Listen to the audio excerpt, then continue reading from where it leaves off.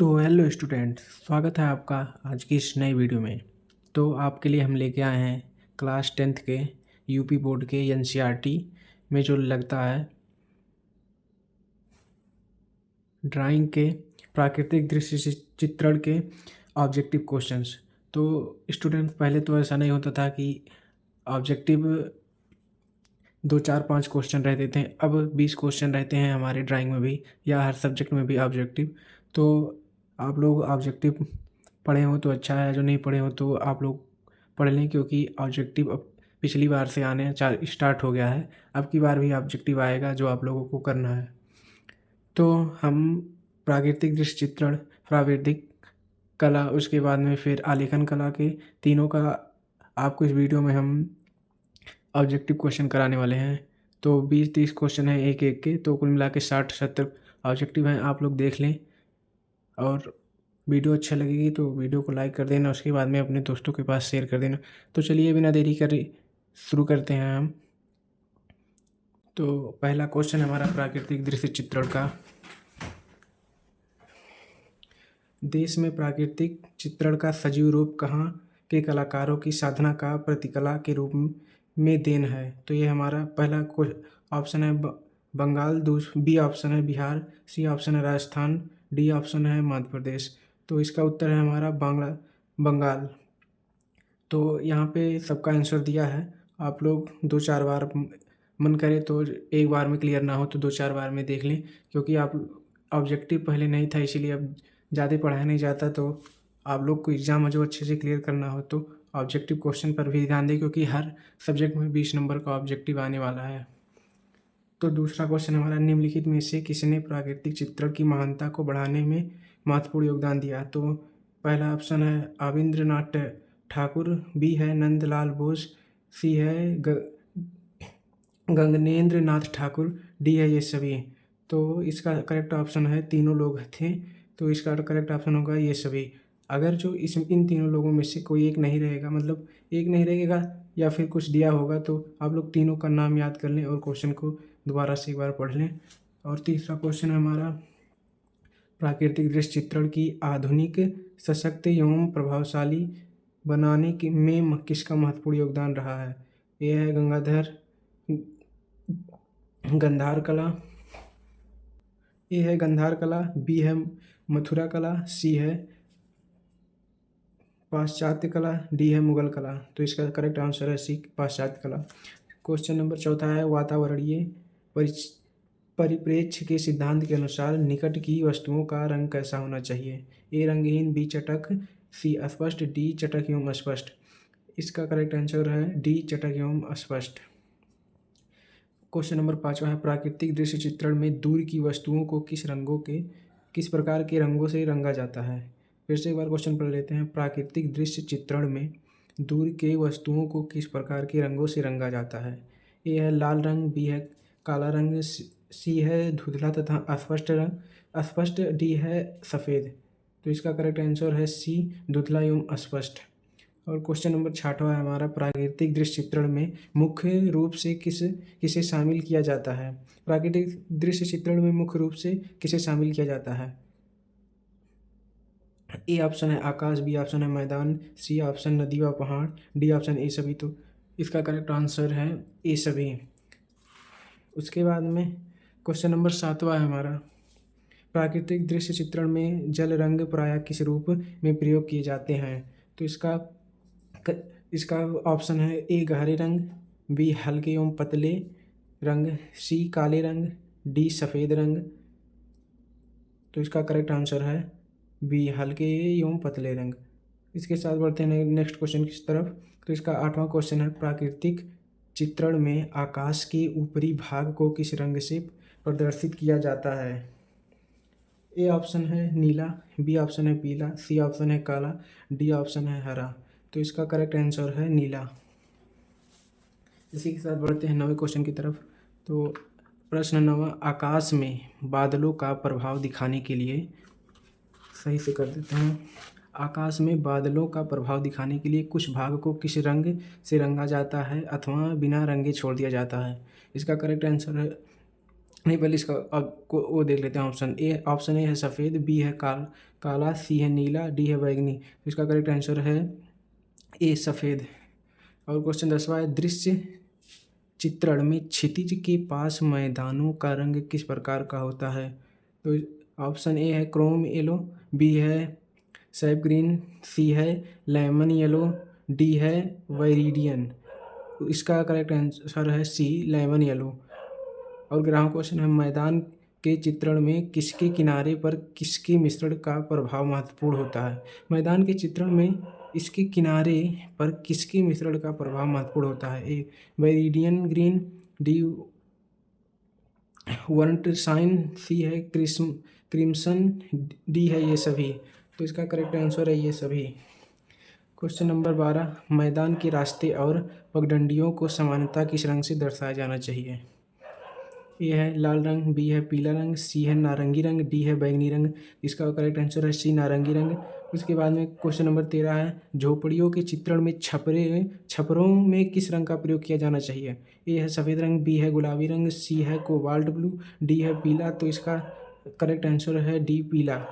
उसके बाद में हमारा है प्रश्न नंबर 14, इसको चित्रण में प्रायः मकान के दरवाजों एवं जंगलों को किसके हल्के घोल से दिखाया जाना चाहिए? ए है क्रिम्सन एवं अल्ट्रामैराइन, बी है लाल एवं पीला, सी है वार्नशाइन एवं अल्ट्रामैराइन, डी है ये सभी।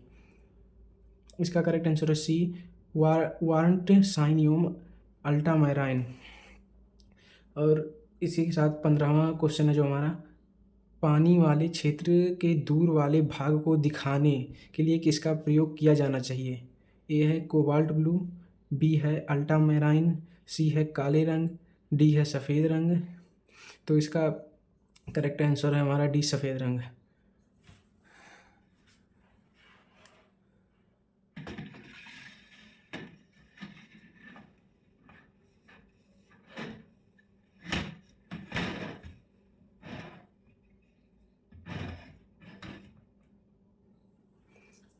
प्रश्न 16वां है, पहाड़ियों को किस रंग से चित्रित कर प्रदर्शित किया जाता है अथवा दिखाया जाता है? ऑप्शन ए बैगनी रंग, बी काले रंग, सी पीला रंग, डी नारंगी रंग। उत्तर ए बैगनी रंग। इसी के साथ बढ़ते हैं नेक्स्ट क्वेश्चन की तरफ। तो हमारा 17वां जो क्वेश्चन है, अल्ट्रामैराइन और बैरिडियन ग्रीन से समानता पहाड़ों की किस स्थिति को दिखाया जाता है? पहाड़ों की निकटता को, पहाड़ों की दूरस्थ स्थिति को, पहाड़ों की लंबाई को, पहाड़ों की चौड़ाई को। इसका उत्तर है ए पहाड़ों की निकटता को, पहाड़ों की निकटता को। प्रश्न 18वां है हमारा, पेड़ों के चित्रण के संबंध में कौन सा कथन सही नहीं है? पेड़ों को हरे रंग से दिखाया जाता है, दूर के पेड़ों को धुंधला चित्रित किया जाता है, निकट के पेड़ों को लाल रंग से दिखाया जाता है, पेड़ों का चित्रण सजीवता को दिखाया जाता है। तो इसको क्वेश्चन थोड़ा बचा के पूछा है, आप लोग क्वेश्चन पे ध्यान देना। पेड़ों के चित्रण के संबंध में कौन सा कथन सही नहीं है? आप लोग सोचेंगे जो सही से नहीं, एक बार पढ़ेंगे तो सोचेंगे कहीं गलती हो गई, तो कुछ हर क्वेश्चन को एक बार दोबारा से पढ़ लेना, क्योंकि ऐसे क्वेश्चन में बचाता ज़रूर है। तो इसका हमारा क्या है क्वेश्चन, पेड़ों के चित्रण के संबंध में कौन सा कथन सही नहीं है? तो इसका करेक्ट आंसर सी है, निकट के पेड़ों को लाल रंग से दिखाया जाता है। उसके बाद में 19वां क्वेश्चन है, ऊषा काल का आकाश सामान्यतः किस रंग से चित्रित किया जाता है? हल्के नीले, पीले, नारंगी, ये सभी। तो इसका करेक्ट आंसर है ये सभी। क्वेश्चन 20वां है हमारा, आकाश में प्रकाश की बहुलता को दर्शाने के लिए किस प्रकार के रंगों का प्रयोग किया जाता है? ए है गहरे काले, बी है हल्के रंग, सी है सफ़ेद रंग, डी है बैगनी रंग। उत्तर बी हल्के रंग। प्रश्न 21वां, संध्याकाल में आकाश के रंग अधिक चटकीले होते हैं, जिसमें किस रंग का अभ्यास होता है? तो इसका ऑप्शन है ए पीला, बी नारंगी, सी लाल, डी ये सभी। डी उत्तर डी ये सभी। प्रश्न 22वां, शरद ऋतु की रात का चित्रण करने में किसका प्रयोग किया जाता है? ए बैगनी रंग, बी गहरा हरा रंग, सी हरा रंग, डी नीला रंग। उत्तर बी बैगनी रंग। प्रश्न 23वां, प्राकृतिक दृश्य के चित्रण में किस निम्न में से कौन सी गतिविधियों को ध्यान में रखना चाहिए? प्राकृतिक दृश्य के चित्रण में ये इंपॉर्टेंट क्वेश्चन है, प्राकृतिक दृश्य के बारे में है और प्राकृतिक दृश्य के बारे में बहुत जितना होंगे सब उसी में से कुछ पूछ सकता है, एक नया क्वेश्चन आएगा। प्राकृतिक दृश्य के चित्रण में निम्न में से कौन सी गतिविधियों को ध्यान में रखना चाहिए? ए, लकड़ी को दर्शाने में सपाट ब्रश का प्रयोग करना। बी, रंगों के चुनाव में शीघ्रता न करना। सी, हल्के से गहरे रंग की ओर बढ़ना। डी, ये सभी। उत्तर डी, ये सभी। प्रश्न 24वां है हमारा, दृश्य प्राकृतिक चित्रण में गहराई को दर्शाने में सामान्यतः किस प्रकार के रंगों का प्रयोग करना आवश्यक होता है? ए, पीले रंग। बी, काले रंग। सी, बैंगनी रंग। डी, हरे व गहरे रंग। उत्तर बी, काले रंग। प्रश्न 25वां और इसका अंतिम क्वेश्चन है जो हमारे पास है अभी तक। अगर जो हमको और क्वेश्चंस मिलेंगे तो और वीडियो हम बना के डाल देंगे। अभी तक तो हमें यही इतना ही मिला है प्राकृतिक दृश्य चित्रण का। अभी आलेखन का और प्राकृतिक का बचा है, उसको अभी इसी वीडियो में हम लोग आपको बताएंगे। आप लोगों को जो पेपर में समझ में आएगा वही करके आना। ये नहीं है कि तीनों करना रहेगा, एक या दो करना रहेगा और एक छोड़ना रहेगा। तो 25वां क्वेश्चन देख लेते हैं पहले। प्रश्न 25वां, प्राकृतिक दृश्य चित्रण में हल्के एवं गहरे शेड देने में किस प्रकार के रंगों का विशेष महत्व होता है? लाल एवं पीला, नीला एवं पीला, सफ़ेद एवं काले रंग, हरा एवं काला। तो सफ़ेद एवं काले रंग। तो इसका करेक्ट आंसर है 25वें का सफ़ेद एवं काले रंग। तो आप लोग अगर जो पढ़े नहीं हैं ऑब्जेक्टिव क्वेश्चंस तो एक बार आपको वीडियो देखने से समझ में आएगा, लेकिन हमें थोड़ा दिमाग में थोड़ी देर रहेगा, उसके बाद में भूल सकता है। आप लोग वीडियो को एक दो बार देख लें, क्योंकि अगर जो आप पढ़े ना हो, जो पढ़े हों तो आपको कोई दिक्कत नहीं होगी, आप लोग कवर कर लेंगे इतना। तो बढ़ते हैं आगे की तरफ, आलेखन की तरफ या प्राविधिक नहीं, आलेखन के अब कुछ ऑब्जेक्टिव आपको हम बताने वाले हैं, तो चलिए वो भी देख लेते हैं। तो इसी के साथ आ चुके हैं आलेखन के बहुविकल्पीय प्रश्न की तरफ। तो आलेखन में जो ऑब्जेक्टिव हैं इसको भी आप लोग ध्यान से देख लीजिए। जो आप लोगों को करना होगा, या आप लोग चाहे प्राकृतिक दृश्य का करेंगे या फिर आलेखन का करेंगे या प्राविधिक का करेंगे, आप लोग देख लीजिए सब। आप लोगों को जो जिसका ज़्यादा समझ में आएगा, ज़्यादा आप लोग को लगेगा कि इसका ज़्यादा पता चलेगा कि इसमें से मेरा सही जाएगा, तो वही करिएगा। कोई रोक नहीं रहेगा कि आप लोग आलेखन है तो आलेखन ही करें, इससे कोई दिक्कत नहीं है। आप लोग किसी एक को या दो को कर सकते हैं, जैसा रहेगा। तो पहले क्वेश्चन आलेखन में हमारा है पहला क्वेश्चन। प्रश्न पहला, उस कलात्मक शैली को क्या कहते हैं? उस कलात्मक शैली को क्या कहते हैं जिसके द्वारा कोई सुंदर आकृति बनाई जाती है? पहला है आलेखन कला, दूसरा है प्राकृतिक आलेखन, सी है, तीसरा स्मृति चित्रण, चौथा है दृश्य चित्रण। तो उस कलात्मक शैली को क्या कहते हैं जिसके द्वारा कोई सुंदर आकृति बनाई जाती है? तो इसका करेक्ट आंसर ए है हमारा आलेखन कला। आलेखन कला के द्वारा कलात्मक शैली बनाई जाती है, कोई सुंदर चित्र बनाया जाता है। तो इसी के साथ बढ़ते हैं दूसरे क्वेश्चन की तरफ। तो दूसरा क्वेश्चन है हमारा, निम्नलिखित में से किसकी सहायता से प्रभावी आलेखन किया जा सकता है? निम्नलिखित में से किसकी सहायता से प्रभावी आलेखन किया जा सकता है? ए, अटूट रेखाओं से। बी, प्रवाहमयी या लयबद्ध रेखाओं से। सी, रंगों के प्रभावी उपयोग से। डी, ये सभी। तो आप लोग डी इसका सही आंसर है। एक बार और पढ़ें, निम्नलिखित में से किसकी सहायता से प्रभावी आलेखन किया जा सकता है? अटूट रेखाओं से, प्रवाहमयी एवं लयबद्ध रेखाओं से, रंगों के प्रभावी उपयोग से। डी, ये सभी। तो ये सभी हैं, ये सभी इसका आंसर है। सी है तीसरा क्वेश्चन, आलेखन के लिए कौन सी अनिवार्य शर्त को महत्वपूर्ण माना जाता है? ए है आकर्षक होना, बी लयपूर्ण होना, सी व्यवस्थित होना, डी, ये सभी।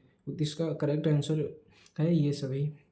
आलेखन में आकर्षक भी होना चाहिए, लयपूर्ण भी होना चाहिए, व्यवस्थित भी होना चाहिए।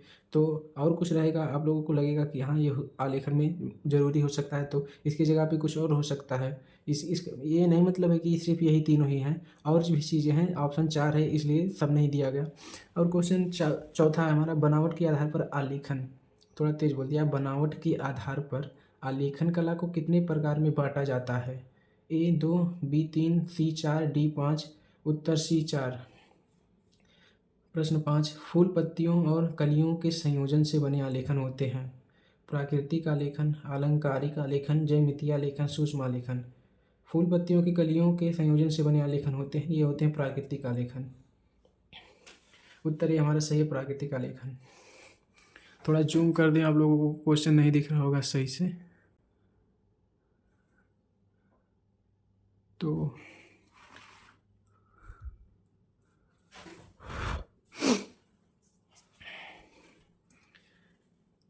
कौन सा क्वेश्चन था, ये था। अब क्वेश्चन 60वां, किस प्रकार के आलेखन में चित्रकार कल्पनाशीलता के आधार पर प्राकृतिक रूप को आकर्षक रूप देता है?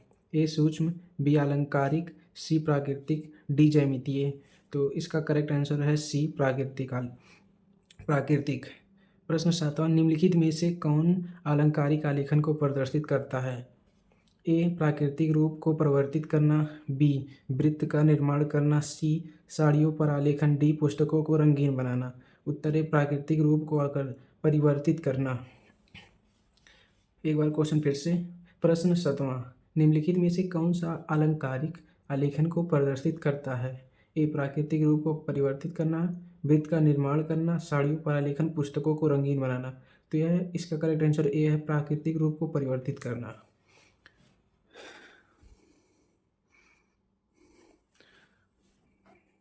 8वां क्वेश्चन के लिए जूम कम करना पड़ेगा। उसके बाद में 8वां क्वेश्चन है हमारा, किस प्रकार के आलेखन में सरल रेखाओं, चाप एवं त्रिभुजों आदि का प्रयोग किया जाता है? ए सूक्ष्म आलेखन, बी बृहत आलेखन, सी अलंकारिक आलेखन, डी ज्यामितीय आलेखन। इसका करेक्ट आंसर है हमारा डी ज्यामितीय आलेखन। ज्यामितीय आलेखन में सरल रेखाओं, चाप एवं त्रिभुज आदि का प्रयोग किया जाता है। अब देखिए, आलेखन में इस तरह भी क्वेश्चन पूछ सकता है। आप लोग सोचेंगे कि आलेखन में पूछा है तो इसका आलेखन ही होगा। ऐसी कोई बात नहीं है कि आलेखन में पूछेगा तो आलेखन का ही होगा। प्रश्न 9वां,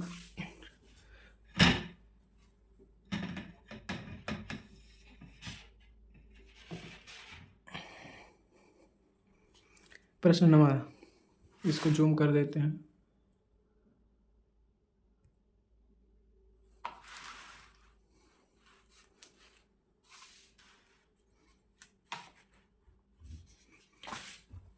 सूक्ष्म आलेखन की रचना किस प्रकार के आलेखन के मिश्रण से होती है? सूक्ष्म आलेखन की रचना किस प्रकार के आलेखन के मिश्रण से होती है? ए प्राकृतिक, बी अलंकारिक, सी ज्यामितीय, डी ये सभी। इसका करेक्ट आंसर है ये सभी। प्राकृतिक, अलंकारिक, ज्यामितीय, ये सभी इसका सही है। प्रश्न 10वां, निम्नलिखित में से कौन सा सूक्ष्म आलेखन का गुण नहीं है? ए संतुलन का होना, बी किसी विशेष रूप का समावेश होना, सी सारणी बनना, डी सजावट का होना। उत्तर बी किसी विशेष रूप का समावेश होना। प्रश्न 11वां, निम्नलिखित में से कौन सा सजावट के आधार पर वर्गीकृत आलेखन नहीं है? धरातलीय आलेखन, केंद्रीय आलेखन, ज्यामितीय आलेखन, कोनिक आलेखन। तो इसका निम्नलिखित में से कौन सा सजावट के आधार पर वर्गीकृत आलेखन नहीं है? इसका सही आंसर है ज्यामितीय आलेखन। ये सजावट के आधार पर वर्गीकृत आलेखन नहीं है। तो 12वां क्वेश्चन है हमारा, निम्नलिखित में से कौन धरातलीय आलेखन को प्रदर्शित करते हैं? बेडशीट, पर्दे, कपड़े, ये सभी। तो इसका सही आंसर है ये सभी। और 13वां क्वेश्चन है हमारा, मकानों की कार्निशों एवं पुस्तकों के मुख्य पृष्ठों पर आलेखन करना किस प्रकार का आलेखन होता है? केंद्रीय आलेखन, बी कोने के आलेखन, सी किनारी के आलेखन, डी धरातलीय आलेखन। इसका करेक्ट आंसर है सी किनारी के आलेखन। प्रश्न 14वां है हमारा, निम्नलिखित में से कौन सा आलेखन केंद्रीय आलेखन से संबंधित है? ए मकानों के फर्श के केंद्रीय भाग का आलेखन, बी गोलाकार आलेखन, सी षटभुजाकार आलेखन, डी उपरोक्त सभी। तो इसका करेक्ट आंसर डी उपरोक्त सभी, इसका तीनों का मकानों के फर्श के केंद्रीय भाग का आलेखन, गोलाकार आलेखन, षटभुजाकार आलेखन। इसका सभी होगा तीनों। प्रश्न 15वां दिख रहा है? चलो सही है, दिख रहा है तो। कोने के आलेखन का गुण है धरातल के कोने को सजाना, सामने की ओर प्रभावी होना, छतों व फर्शों के कोने को सजाना, उपरोक्त सभी। इसका सही, तीनों सही है तो इसका उपरोक्त सभी है। 16वां क्वेश्चन है हमारा, आलेखन की उपयोगिता है वस्तुओं का मूल्यवान होना, वस्तुओं का भारी होना, कम आकर्षक होना, अप्रभावी होना। इसका आंसर है ए, वस्तुओं का मूल्यवान होना। तो 17वां क्वेश्चन है इसका, निम्नलिखित में से कौन सा लेखन के तत्व हैं? संतुलन रूप, प्रभाविता, लयात्मकता, ये सभी। तो इसका सही आंसर है ये सभी। 18वां क्वेश्चन है ये, एक आवृत्ति द्वारा आलेखन चित्रण के संबंध में कौन सा सही है? एक ही इकाई का आलेखन करना, फूल पत्तियों से आलेखन को चित्रित करना, लयबद्ध द्वारा उत्कृष्टता प्रदान करना, उपरोक्त सभी। तो इसमें तीनों सही हैं, तो उपरोक्त सभी सही हैं। 19वां है क्वेश्चन हमारा, दो या दो से अधिक आवृत्तियों का आलेखन बनाने के लिए सर्वप्रथम किसकी रचना को आवश्यक माना जाता है?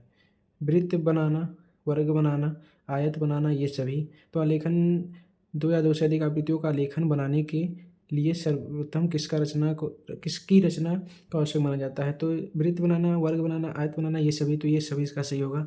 तीनों के लिए, तीनों में हम आलेखन बना सकते हैं, वृत्त में भी, वर्ग में भी, आयत में भी।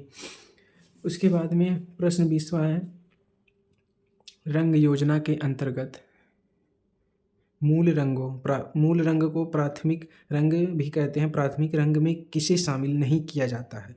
लाल रंग, ए बी है पीला, सी है हरा, डी नीला। तो ये हरा हमारा जो प्राथमिक रंग में नहीं शामिल है, तो इसका करेक्ट आंसर होगा हरा।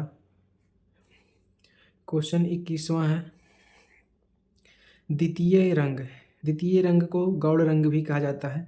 द्वितीय रंग या तो कहेगा या तो गौड़ रंग, कुछ भी बोल सकता है। गौड़ रंग अर्थात नारंगी रंग को तैयार करने के लिए किन दो मूल रंगों को मिलाया जाता है? नारंगी रंग को तैयार करने के लिए किन दो रंगों को मिलाया जाता है? ए लाल एवं नीला, बी लाल एवं पीला, सी नीला एवं हरा, डी पीला एवं नीला। तो लाल रंग को बनाने के लिए लाल एवं पीला को मिलाया जाता है। तो इसका बी वाला करेक्ट आंसर है, लाल एवं पीला सही है। 22वां क्वेश्चन है हमारा, दिख रहा है ना? हाँ, 22वां क्वेश्चन है, जर्मन वैज्ञानिक ओस्टवाल्ड के अनुसार आदर्श चक्र में कितने रंगों को समायोजित किया जाता है? ए है 5, बी है 6, सी है 8, डी है 10। तो 8 रंगों को आदर्श रंग चक्र में समायोजित किया जाता है ओस्टवाल्ड के अनुसार। कितने रंगों को जर्मन वैज्ञानिक ओस्टवाल्ड के अनुसार आदर्श चक्र में कितने रंगों को समायोजित किया जाता है? तो 8 रंगों को ओस्टवाल्ड चक्र में समायोजित किया जाता है। प्रश्न 23वां है, ओस्टवाल्ड के अनुसार आदर्श रंगों की श्रेणी में कौन से रंग शामिल होते हैं? ये है पीला एवं नारंगी। ये दिख नहीं रहा है, इसको फिर से थोड़ा कम करना पड़ेगा जूमिंग।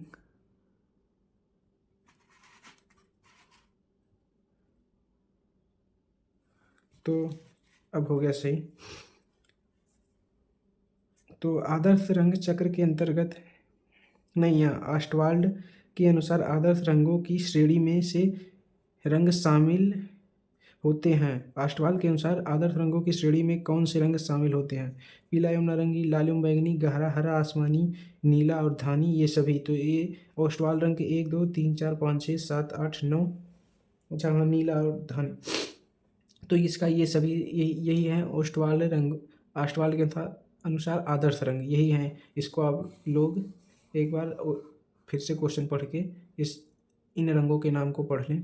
और 24वां क्वेश्चन है हमारा, दिख रहा है? हाँ, आदर्श रंग चक्र के अंतर्गत गर्म रंग में शामिल होते हैं। ए लाल, बी पीला, सी नारंगी, डी ये सभी। तो इसका आंसर है हमारा डी ये सभी। आदर्श रंग चक्र के अंतर्गत गर्म रंग में शामिल है।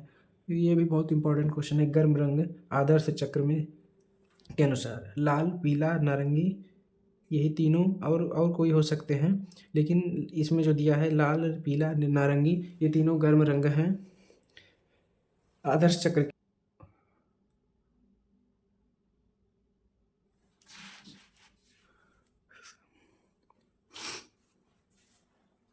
प्रश्न 25वां, किसी विशिष्ट रंग में काले तथा सफ़ेद रंग के मिश्रण से बनी विभिन्न शेड का निर्माण किस रंग संगति के अंतर्गत आता है?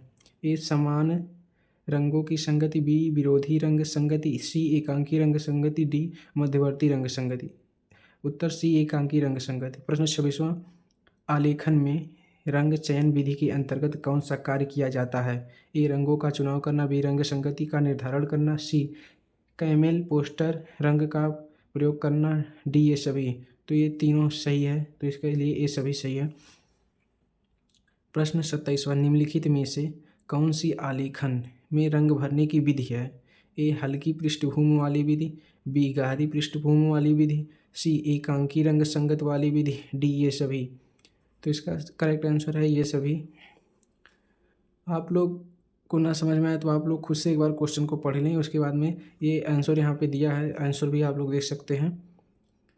प्रश्न 28वां, रंग भरने की कौन सी विधि आलेखन को आधुनिक सुंदरता प्रदान करने में सहायक होती है? ए एक सर्वथा नवीन रंग विधि, बी एकांकी रंग संगति वाली विधि, सी गहरी पृष्ठभूमि वाली विधि, डी हल्की पृष्ठभूमि वाली विधि। उत्तर सी गहरी पृष्ठभूमि वाली विधि। प्रश्न 29वां, एक सर्वथा नवीन रंग विधि के संबंध में कौन सी विशेषता सही है? ए स्केच पेन का प्रयोग होना, बी कम समय में आकर्षक होना, सी गहरा हरा हल्का हरा एवं आसमानी रंग का प्रयोग, डी उपरोक्त सभी। तो डी उपरोक्त सभी इसके करेक्ट आंसर है, ये तीनों सही है। प्रश्न 30वां,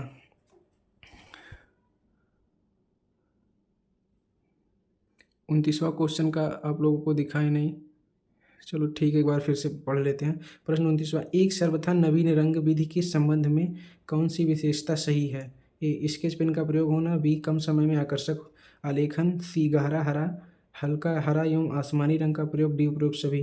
तो इसका करेक्ट आंसर है डी उपरोक्त सभी। प्रश्न 30, चित्रण करते समय निम्नलिखित में से किन आवश्यक वस्तुओं के उपयोग पर ध्यान देना चाहिए? स्वच्छ चित्रण सामग्री, ए स्वच्छ चित्रण सामग्री, बी सूती कपड़े का प्रयोग, सी पारदर्शी ट्रेसिंग पेपर, डी ये सभी। तो इसका तीनों पर ध्यान देना चाहिए, स्वच्छ चित्रण सामग्री पे भी ध्यान देना चाहिए, सूती कपड़े का उपयोग भी जरूरी है ध्यान देना, पारदर्शी ट्रेसिंग पेपर भी। तो लास्ट क्वेश्चन है हमारा आलेखन का 31वां क्वेश्चन, जो अभी तक हमको हमारे पास है। इसके बाद में हमको मिलेगा तो और वीडियो बना के डाल दूंगा, आप लोग देख लेना। और वीडियो को अगर जो आप लोगों को सही लगा हो, वीडियो आप लोगों को समझ में आया हो, तो वीडियो को लाइक कर दें। और आप लोगों को ऐसे और ही भी वीडियो चाहिए तो कमेंट में बता दें, और चैनल को सब्सक्राइब कर दें जो वीडियो अच्छा लगा हो। और जो अच्छा नहीं लगा हो तो उसके लिए आप लोगों से माफ़ी मांगना चाहूँगा। और आप लोग तब सब्सक्राइब मत करिए जो हमारी वीडियो आपको अच्छा नहीं लगी। तो इसी के साथ 31वां क्वेश्चन देख लेते हैं। आलेखन में चित्रण करते समय किन गतिविधि सावधानियों पर ध्यान देना चाहिए? ए आलेखन को गंदा नहीं करना चाहिए, बी ब्रश को पानी में अधिक समय तक नहीं रखना चाहिए, सी आलेखन की दीवारों को स्पष्ट बनाए रखना चाहिए, डी उपरोक्त सभी। इसका करेक्ट आंसर है डी उपरोक्त सभी। आलेखन में चित्रण करते समय किन सावधानियों पर ध्यान देना चाहिए? आलेखन को गंदा नहीं करना चाहिए, पहला ये भी सही है। ब्रश को पानी में अधिक समय तक नहीं रखना चाहिए, ये भी सही है। आलेखन की दीवारों को अस्पष्ट बनाए रखना चाहिए, ये भी सही है। तो इसके तीनों सही हैं, तो इसलिए उपयुक्त सभी।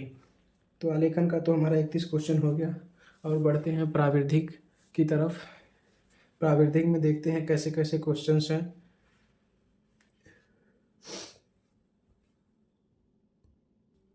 तो इसी के साथ बढ़ते हैं प्राविधिक कला के बहुविकल्पीय प्रश्न ऑब्जेक्टिव क्वेश्चन की तरफ। तो इसका पहला क्वेश्चन है हमारा, किसी त्रिभुज में अधिकतम कितने कोण न्यून कोण हो सकते हैं? तो इसका ए है 1, बी 2, सी 3, डी निश्चित नहीं किया जा सकता। तो इसका एक त्रिभुज में अधिकतम कितने न्यून कोण हो सकते हैं? तो इसकी सही है 3 न्यून कोण हो सकते हैं एक त्रिभुज में। प्रश्न 2, किसी त्रिभुज की रचना संभव है यदि 2 कोण ज्ञात हो, एक कोण तथा कोई 2 कोण ज्ञात हों, 2 भुजाएं ज्ञात हों, उपरोक्त में से कोई नहीं। तो इसका सही आंसर है तो क्वेश्चन ये है, किसी त्रिभुज की रचना संभव है यदि एक भुजा तथा एक कोण हो ज्ञात हो, तब त्रिभुज की रचना संभव है। तीसरा क्वेश्चन है, एक त्रिभुज के तीनों कोण दिए हैं, इसकी रचना के लिए रचना के चरणों का सही क्रम कौन सा है? रेखाखंड के दोनों बिंदुओं पर कोई 2 कोण बनाते हैं, दोनों कोण बनाने वाली रेखाओं को आगे बढ़ाकर इनके प्रतिच्छेद बिंदु से तीसरा शीर्ष प्राप्त करते हैं, एक रेखाखंड खींचते हैं, रेखाखंड पर कोई 2 बिंदु थोड़ी दूर पर लेते हैं। तो इसको सही क्रम में व्यवस्थित करना है। पहले आप क्या स्टेप करेंगे, इसको स्टेप बाय स्टेप सेट करना है। तो पहले तो ए होगा हमारा।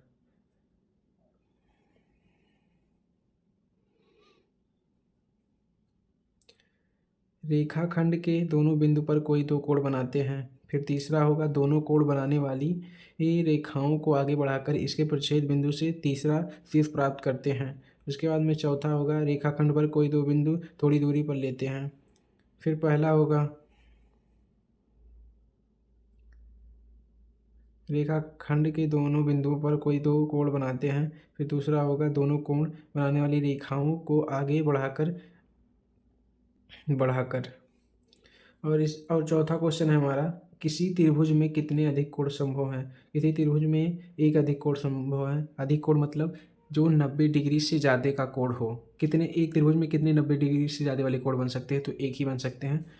तो इसका सही आंसर है 1 2, मतलब सही आंसर तो एक ही है। और ऑप्शन है पहला 1 2 3 निश्चित नहीं किया जा सकता, तो इसका निश्चित किया जा सकता है इसका एक ही अधिक कोण होंगे एक त्रिभुज में। पांचवा क्वेश्चन है, किसी त्रिभुज की सभी भुजाएं समान होती हैं। ए समद्विबाहु किस त्रिभुज की सभी भुजाएं समान होती हैं। ए समद्विबाहु त्रिभुज, बी समकोण समद्विबाहु त्रिभुज, सी समबाहु त्रिभुज, डी विषमबाहु त्रिभुज। तो किसी त्रिभुज की सभी भुजाएं समान होती हैं जब वो त्रिभुज समबाहु त्रिभुज हो। तो इसका सी है सही आंसर, समबाहु त्रिभुज।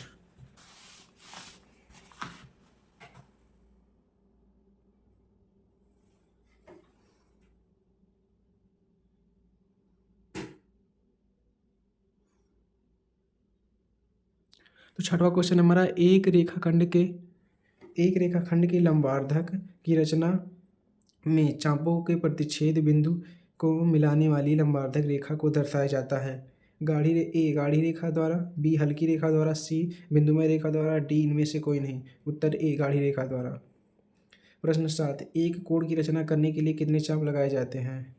तो पहला है 1, बी है 2, सी है 4, डी है 5।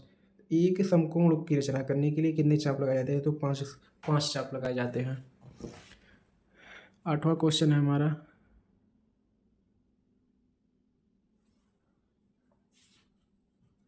प्रश्न 8वां, वह चतुर्भुज जिसके विकर्ण परस्पर लंब समद्विभाजित करते हैं कहलाता है। ए आयत, बी समांतर चतुर्भुज, सी समचतुर्भुज, डी समलंब चतुर्भुज। उत्तर सी समचतुर्भुज। प्रश्न 9वां, एक वृत्त की रचना के लिए आवश्यक है। केवल केंद्र बिंदु, बी केवल त्रिज्या, सी केंद्र बिंदु एवं त्रिज्या दोनों, डी उपरोक्त में से कोई नहीं। उत्तर सी केंद्र बिंदु एवं त्रिज्या। एक वृत्त की रचना के लिए आवश्यक है केंद्र बिंदु एवं त्रिज्या दोनों आवश्यक है। 10वां क्वेश्चन है, त्रिभुज के अंतः वृत्त का केंद्र होता है। ए भुजाओं के लंबार्धकों का प्रतिच्छेद बिंदु, बी कोण अर्धकों का प्रतिच्छेद बिंदु, सी शीर्ष लंबों का प्रतिच्छेद बिंदु, डी उपरोक्त में से कोई नहीं। उत्तर बी कोण अर्धकों का प्रतिच्छेद बिंदु। प्रश्न 11वां, त्रिभुज के परिवृत्त का केंद्र होता है।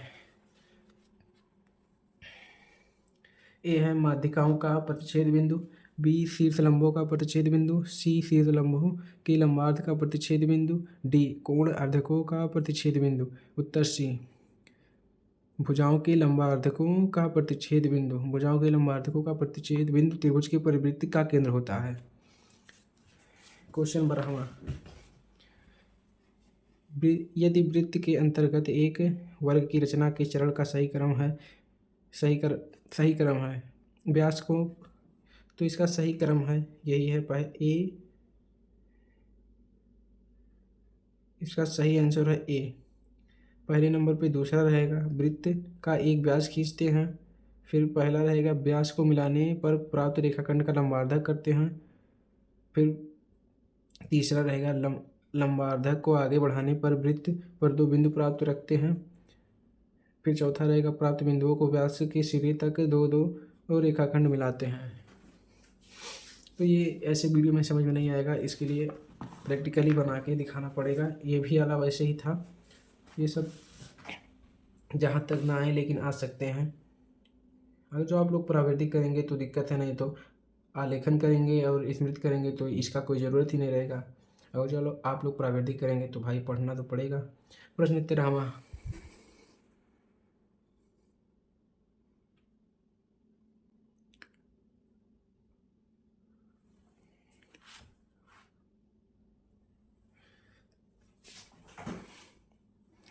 है हमारा, दो वृत्तों की बाहत बृहत स्पर्शियों की रचना के लिए बड़ी त्रिज्या वाले वृत्त के केंद्र से खींचे जाने वाले वृत्त की त्रिज्या होती है ए। दिए गए दोनों वृत्तों की त्रिज्याओं के योग के बराबर बी। छोटे वृत्त की त्रिज्या के बराबर सी। दिए गए दोनों वृत्तों की त्रिज्या के अंतर के बराबर डी। वृत्तों के केंद्रों के बीच की दूरी के बराबर। तो इसका करेक्ट आंसर सी, दिए गए दोनों वृत्तों की त्रिज्या के अंतर के बराबर। प्रश्न 14वां है, वर्ग के अंतर्गत खींचे जाने वाले बड़े से बड़े वृत्त की त्रिज्या होती है ए वर्ग की भुजा की आधी, बी वर्ग की भुजा के बराबर, सी वर्ग के विकर्ण के बराबर, डी वर्ग के विकर्ण की आधी। तो 14वें का करेक्ट आंसर है ए वर्ग की भुजा की आधी। अभी तक वीडियो आपने लाइक नहीं किया तो प्लीज़ वीडियो को लाइक कर दें, क्योंकि हमें आपसे और कुछ नहीं मिलेगा, एक लाइक सब्सक्राइब, और आप लोगों को कैसा लगा वीडियो कमेंट कर दें। यही सब चीज़ें आप लोगों से मुझे मिलेंगी, और कोई और किसी चीज़ की चाहत नहीं हमको आप लोगों से, सिर्फ एक लाइक कमेंट, और अपने दोस्तों के पास शेयर कर दें जो आप लोगों के क्लासमेट हैं, अगर जो आप लोग चाहते हैं कि वो लोग भी पढ़ लें। तो चलिए बढ़ते हैं, जैसी आपकी इच्छा। 15वां क्वेश्चन,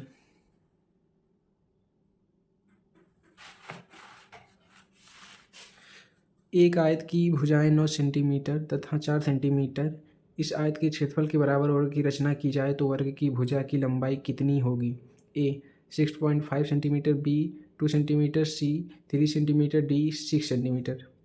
तो इसका सही करेक्ट आंसर है 6 सेंटीमीटर, डी वाला ऑप्शन।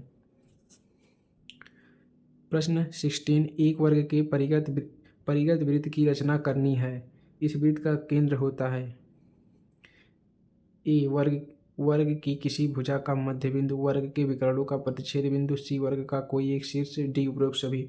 तो इसका करेक्ट आंसर बी वर्ग के विकर्णों का प्रतिच्छेद बिंदु। 17वां क्वेश्चन है हमारा, वृत्त पर बाह्य बिंदु से कितनी स्पर्श रेखाएं खींची जा सकती हैं? ए केवल एक, बी केवल दो, असंख्य, शून्य। तो वृत्त पर बाह्य बिंदु से कितनी स्पर्श रेखाएं खींची जा सकती हैं? तो केवल दो रेखाएं खींची जा सकती हैं। प्रश्न 18वां, एक दिए वृत्त पर दो समांतर स्पर्श रेखाएं खींचने के लिए अति आवश्यक क्या है? वृत्त की त्रिज्या, वृत्त का केंद्र एवं त्रिज्या दोनों, वृत्त का कोई चाप। तो इसका करेक्ट आंसर है बी वृत्त का केंद्र। क्वेश्चन 19वां है, दो वृत्तों पर अंतःस्पर्शीय की रचना करने के लिए छोटे वृत्त के केंद्र से जो वृत्त खींचा जाता है उसकी त्रिज्या होती है। एक बार क्वेश्चन सही से पढ़ ले। दो वृत्तों पर अंतःस्पर्शियों की रचना करने के लिए छोटे वृत्त के केंद्र से जो वृत्त खींचा जाता है उसकी त्रिज्या होती है दोनों वृत्तों की त्रिज्याओं के योग के बराबर। ए वाला ऑप्शन है। बी वाला ऑप्शन है बड़े वृत्त की त्रिज्या के बराबर, सी केंद्रों के बीच की दूरी के बराबर, डी उपरोक्त में से कोई नहीं। तो इसका करेक्ट आंसर है ए दोनों वृत्तों की त्रिज्या के योग के बराबर। और ये क्या एक चित्र दिया है, दिए गए, रुकिए दिखा देते हैं।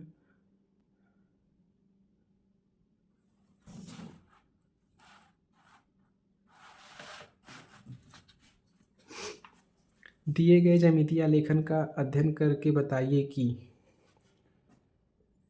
समबाहु त्रिभुज के परिगत में आलेखन है, वृत्त के अंतर्गत त्रिभुज का आलेखन है, ज्यामितीय आलेखन नहीं है, उपरोक्त में से कोई नहीं। तो चित्र देख के समबाहु त्रिभुज के परिगत वृत्त में आलेखन है, ये आंसर है ए वाला, समबाहु त्रिभुज के परिगत वृत्त का आलेखन है। इसी के साथ 21वां क्वेश्चन है हमारा, प्रावृत्तिक कला का, एक त्रिभुज के आधार और ऊंचाई की लंबाई क्रमशः 8 सेंटीमीटर और 6 सेंटीमीटर है। क्या आप एक ऐसे त्रिभुज की रचना कर सकते हैं जिसका क्षेत्रफल इस त्रिभुज के बराबर हो तथा आधार की लंबाई 6 सेंटीमीटर हो? यदि हाँ, तब त्रिभुज की ऊंचाई कितनी होगी? ए हाँ 6 सेंटीमीटर, बी हाँ 8 सेंटीमीटर, सी हाँ परंतु ऊंचाई ज्ञात नहीं की जा सकती, डी नहीं। तो इसका करेक्ट आंसर हाँ 8 सेंटीमीटर। दिए गए ज्यामितीय आलेखन का ध्यानपूर्वक अध्ययन कीजिए तथा इसके विषय में बताइए।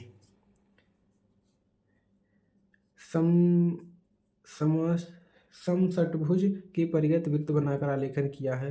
वृत्त के अंतर्गत षट्भुज बनाकर आलेखन किया है, ज्यामितीय आलेखन नहीं है, उपरोक्त में से कोई नहीं। तो इसका आंसर है बी वाला, वृत्त के अंतर्गत षट्भुज बनाकर आलेखन किया है। इसी के साथ बढ़ते हैं 23वें क्वेश्चन की तरफ,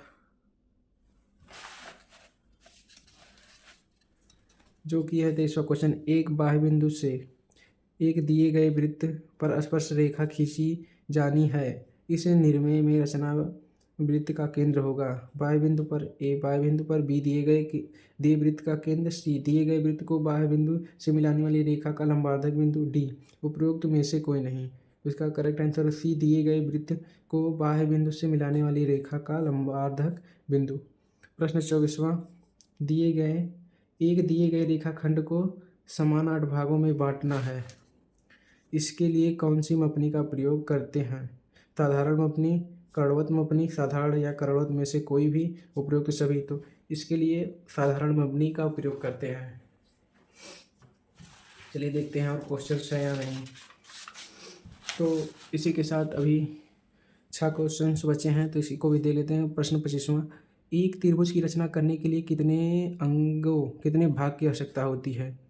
केवल 2 अंग, बी 3 अंग, सी 4 अंग, डी 6 अंग। एक त्रिभुज की रचना करने के लिए 3 अंगों की आवश्यकता होती है, तो करेक्ट आंसर है 3। प्रश्न 26वां, एक आयत के भीतर अधिकतम क्षेत्रफल वाले वृत्त की रचना करनी है, इस वृत्त का व्यास बराबर है आयत की छोटी भुजा के, आयत की बड़ी भुजा के, आयत की विकर्ण के, आयत के विकर्ण के आधे के। तो इसका पहला सही है, आयत की छोटी भुजा के। एक आयत का भीतर अधिकतम क्षेत्रफल वाले वृत्त की रचना करनी है, इस वृत्त का व्यास आयत की छोटी भुजा के बराबर है। प्रश्न 27वां, प्राविधिक कला आधारित है गणितीय प्रमेय पर, यूक्लिड की ज्यामितीय पर, गणितीय निर्णय पर, गणितीय प्रमेय एवं निर्णय दोनों पर। तो प्राविधिक कला गणितीय निर्णय पर आधारित है। प्रश्न 28वां, प्राविधिक कला में निम्नलिखित में से किस कोण की रचना संभव नहीं है? ए 45 डिग्री, बी 30 डिग्री, सी 75 डिग्री, डी 22 डिग्री। प्राविधिक कला में निम्न में से किस कोण की रचना संभव नहीं है? तो 22 डिग्री के कोण की रचना संभव नहीं है। प्रश्न 29वां, एक समबाहु त्रिभुज को 4 बराबर क्षेत्रफल वाले त्रिभुजों में बांटकर उनमें आलेखन तैयार करना है, इस त्रिभुज को बांटने के लिए त्रिभुज को इस प्रकार बांटना संभव नहीं है। एक समबाहु त्रिभुज के 4 बराबर क्षेत्रफल वाले त्रिभुजों में बांटकर उनमें आलेखन तैयार करना संभव नहीं है, संभव है। तो क्वेश्चन हमारा ये है 29वां, एक समबाहु त्रिभुज को 4 बराबर क्षेत्रफल वाले त्रिभुजों में बांटकर उनमें आलेखन तैयार करना है, इस त्रिभुज को बांटने के लिए 3 भुजाओं के लंबार्धक बिंदुओं को परस्पर मिलाते हैं। ये हमारा करेक्ट आंसर ए है, 3 भुजाओं के लंबार्धक बिंदु को परस्पर मिलाते हैं। और 30वां क्वेश्चन है हमारा लास्ट क्वेश्चन अभी तक जो हमारे पास है, जितने क्वेश्चन हैं। वृत्त की 2 बृहद स्पर्शियाँ परस्पर प्रतिच्छेद करती हैं। वृत्त की 2 बृहद स्पर्शियाँ परस्पर प्रतिच्छेद करती है। वृत्त के अंदर, बी वृत्त के बाहर, सी प्रतिच्छेद नहीं करती डी वृत्त पर। तो वृत्त की 2 बृहद स्पर्शियाँ परस्पर वृत्त के बाहर प्रतिच्छेद करती हैं। तो इसी के साथ हमारा एंड हो गया ये आज का वीडियो। और आप लोग को बता दें कि वीडियो को एक लाइक कर दें, जो वीडियो आपने देख ली पूरा, क्योंकि बहुत मेहनत से वीडियो बनती है, मेरी ही नहीं किसी की वीडियो जो आप देखते हैं तो लाइक कर दिया कीजिए। और आपको ऐसे भी वीडियो देखने हैं तो हमारे चैनल को सब्सक्राइब करें। उसके बाद में चैनल का नाम एक बार देख लें, क्या है हमारे चैनल का नाम। और तो आप लोगों से बोलूँगा जय हिंद, जय भारत। और आप लोग एग्ज़ाम की प्रिपरेशन अच्छे से करें। मिलते हैं नेक्स्ट वीडियो में।